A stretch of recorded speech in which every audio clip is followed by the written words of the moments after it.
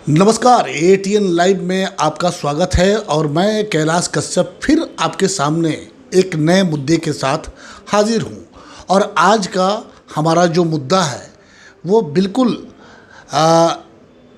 नया है। ये है कि आज जिस चाइना के साथ जो एक छद्म युद्ध लगा हुआ है, युद्ध की आशंका बनी हुई है और जिस तरह से हमारे सैनिकों को मारा गया है, पूरे देश में उबाल है। हर व्यक्ति, हर आदमी चाहता है कि वो चाइना से इसका बदला लिया जाए और देश भी पूरी तरह से तैयार है। तो ये सवाल भी होगा और जो बिहार विधानसभा के चुनाव होने वाले हैं उस पर भी हम सवाल करेंगे। लेकिन ये सवाल हम करेंगे सिवान के भारतीय जनता पार्टी के एक वरिष्ठ राजनेता, पूर्व विधायक, महाराजगंज के पूर्व विधायक डॉक्टर देवरंजन जी से। वो हमारे साथ इस समय मौजूद हैं और हम उनसे बातचीत करने के पहले सर आपका एटीएन लाइव में स्वागत है। और हमारा पहला सवाल ये होगा कि आज जिस तरह से चाइना ने हमारे सैनिकों पर कायराना हरकत करते हुए 20 सैनिक को मौत के घाट उतार दिया और पूरे देश में एक बवाल सा मचा हुआ है, तो हर व्यक्ति ये चाहता है कि चाइना से बदला लिया जाए। प्रधानमंत्री ने भी कहा कि हम 1 इंच बर्दाश्त नहीं करेंगे और जो भी माकूल जवाब होगा हम बिल्कुल देंगे। आपको क्या लगता है कि सर कि क्या लड़ाई होगी या फिर बातचीत के माध्यम से इस मसले को सुलझा लिया जाएगा? देखिए, चाइना से संबंधित 3-4 महत्वपूर्ण मुद्दे मैं आपके सामने रखना चाहता हूँ। एक तो चाइना भारत का स्थायी शत्रु है, ये हमेशा से चाइना का रुख रहा है। दूसरा कि भारत के साथ ही नहीं बल्कि दुनिया के अन्य देशों के साथ भी चाइना धोखाधड़ी की राजनीति करता है, जिसको कहते हैं मुँह में राम बगल में छुरी। यही चाइना की फॉरेन पॉलिसी है। भारतीय सीमा पर यानी अरुणाचल प्रदेश से लेकर लद्दाख तक की सीमा पर चाइना हमेशा किसी न किसी प्रकार की दखलंदाजी करने का प्रयास करता है। भारतीय सैनिकों ने बड़ी दृढ़ता से उन्हें रोका है। रोकने के बाद हिंसक संघर्ष हुआ है। उस संघर्ष में बिहार रेजिमेंट के जवान शामिल थे।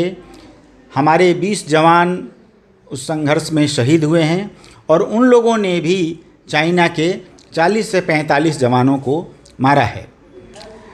और इस समय देश में आक्रोश का माहौल है।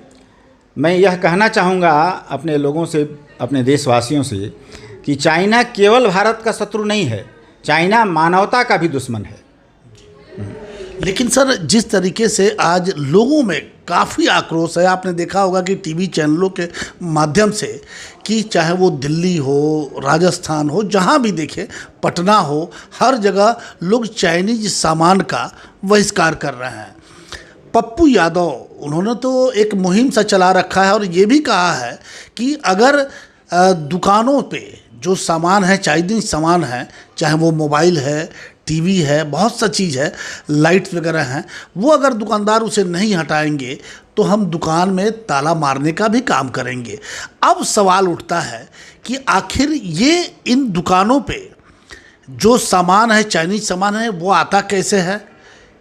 वो ऐसा तो नहीं है कि भारत सरकार के बिना मर्जी का वो यहाँ तक आ गया, उसकी कस्टम ड्यूटी होती है, तो भारत सरकार उसे बैन क्यों नहीं करती है? यह आपका सवाल बड़ा उचित है कि चीन और भारत के बीच में व्यापक व्यापारिक समझौता है और उसी समझौता के तहत वह सामान भारतीय बाज़ार में आता है। इसमें कोई दो राय नहीं है। वह सामान वैध तरीके से आता है, वह अवैध नहीं है। इसीलिए अगर कोई व्यक्ति यह कहता है कि मैं दुकानों पर ताला मारूंगा या ये करूंगा वो करूंगा, तो यह उचित नहीं है मेरे हिसाब से। नंबर 1 बात। नंबर 2 बात कि यह भी सच्चाई है कि भारतीय नागरिकों का यह कर्तव्य बनता है कि चाइना के साथ हमें केवल युद्ध के मोर्चे पर ही नहीं लड़ना है, बल्कि व्यापार के मोर्चे पर भी लड़ना है। व्यापार के मोर्चे पर लड़ाई करने के लिए भारतीय लोगों से यह अपील की जा रही है कि आप चीन में बने हुए सामानों का बहिष्कार करें।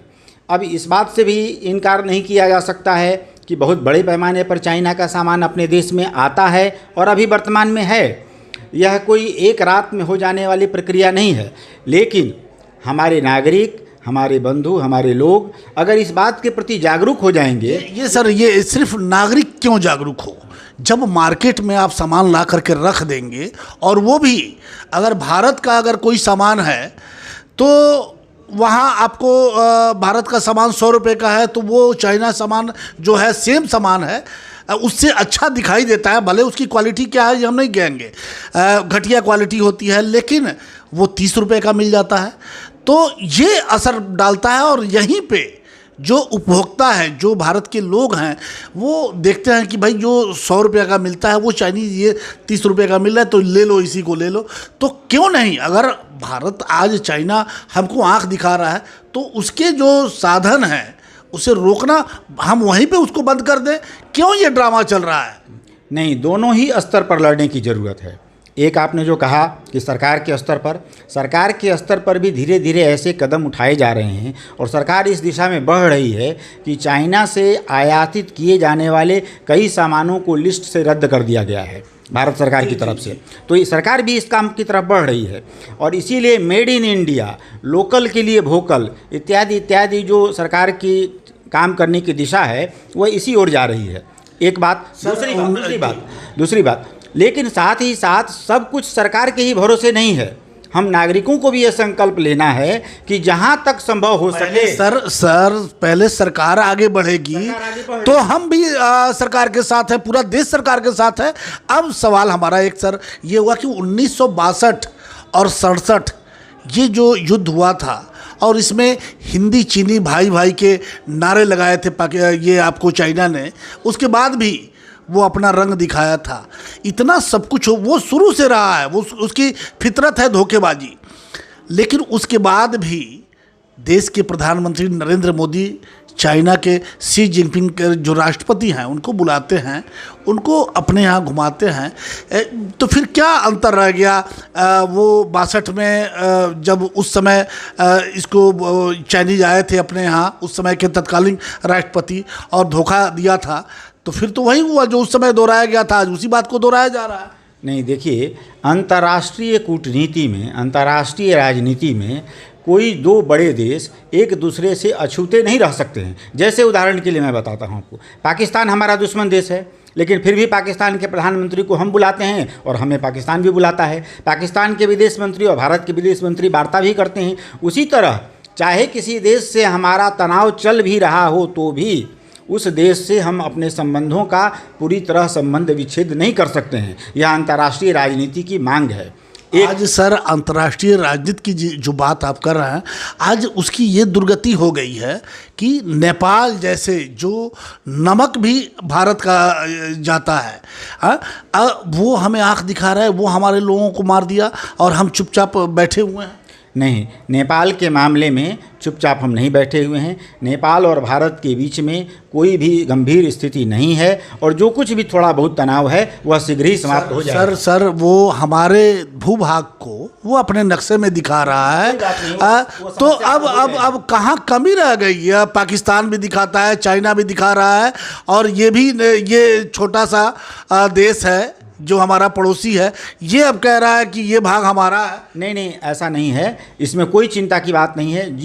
जिसको खेत का डरेड़ मिलना कहते हैं, तो दो पटदारों के बीच में डरेड़ के लिए आगे पीछे थोड़ा होता है, ये कोई चिंताजनक स्थिति नहीं है। आपको क्या लगता है कि क्या लड़ाई होगी या बातचीत से सलट जाएगा? किससे? चाइना से। हाँ, देखिए, मुझे लगता है कि चाइना अभी की परिस्थिति में, ये मेरा अनुमान है, अभी की परिस्थिति में चाइना भारत के साथ प्रत्यक्ष लड़ाई नहीं कर सकता है, नंबर 1 बात।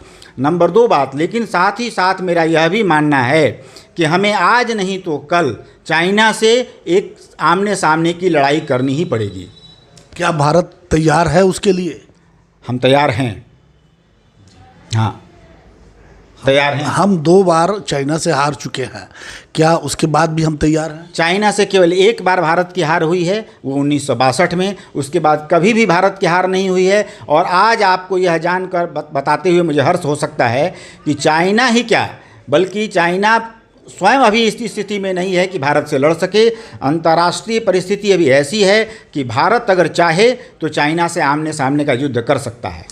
आपने बताया सर कि जिस तरह से बिहार रेजिमेंट के हमारे बहुत से सेना के जवान उस समय मौजूद थे वहाँ जहाँ घाटी पे ये हुआ था, और उस समय अब ये देखा जा रहा है कि जब हमारे बिहार रेजिमेंट के जो शहीद वीर जवान हैं उनके 100 जवाए यहाँ पे, तो यहाँ के जो सरकार है, जो आपकी भी सरकार है, 35 लाख रुपए उन्हें एक राशि दिया है, सरकार की तरफ से दिया गया है। लेकिन यही जब मध्य प्रदेश जैसे स्टेट में वहाँ की सरकार ने 1-1 करोड़ रुपया दिया है।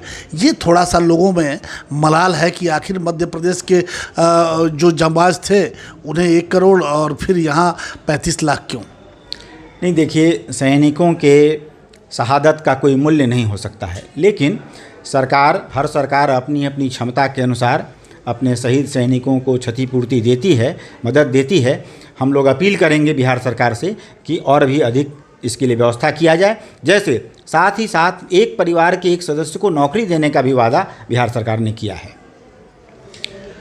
आपने देखा कि अभी चाइना को लेकर के हम डॉक्टर देवरंजन से बात कर रहे थे और बड़े अच्छे तरीके से उन्होंने कहा भी कि सरकार बिल्कुल तैयार है हर मुद्दे पे, चाहे वो बातचीत का मुद्दा हो या फिर लड़ाई का मुद्दा हो। बिल्कुल भारत अब वो भारत नहीं रहा जो 62 और 67 में चाइना ने भारत को आंख दिखाया था। आज भारत पूरी तरह से सक्षम है, और जिस तरह से डॉक्टर साहब ने कहा कि आज परिस्थिति बिल्कुल विपरीत है। आज चाइना बिल्कुल सामने से भारत के आंख में आंख डालकर वो लड़ाई नहीं लड़ सकता है, उस परिस्थिति में चाइना नहीं है। लेकिन फिर भी जिस तरह से जो कायराना हरकत किया है चाइना, आज पूरे देश में सभी देश का हर एक बच्चा वो चाहता है कि हमारे 20 सैनिकों की जो शहादत हुई है उसका बदला भारत सरकार पूरे चाइना से ले, और उसके लिए एक बच्चा तैयार है। तो अब देखना है कि आने वाले समय में जब अब क्या होता है, क्या लड़ाई भारत लड़ेगा या फिर बातचीत से ये मसला हल होगा। लेकिन इसमें पूरे देश के स्वाभिमान को भी देखना होगा, और ये भी देखना होगा कि भारत की एक इंच ज़मीन से चाइनीज अगर कब्जा किए हुए हैं तो उन्हें खाली करवाना होगा। कैमरामैन आशीष के साथ कैलाश कश्यप, ATN लाइव सिवान। गर्मी की होगी अब छुट्टी, घर बैठे मंगाए कूलर, पंखा और घरेलू वायरिंग के सामान फ्री होम डिलीवरी के साथ। हेवल्स, एंकर, फिलिप्स और क्रॉम्पटन के एकमात्र अधिकृत विक्रेता मनीष इन्फोकॉम एंड मोबाइल, मखदुम सराय मोड़, सिवान। Mobile number 9934019286।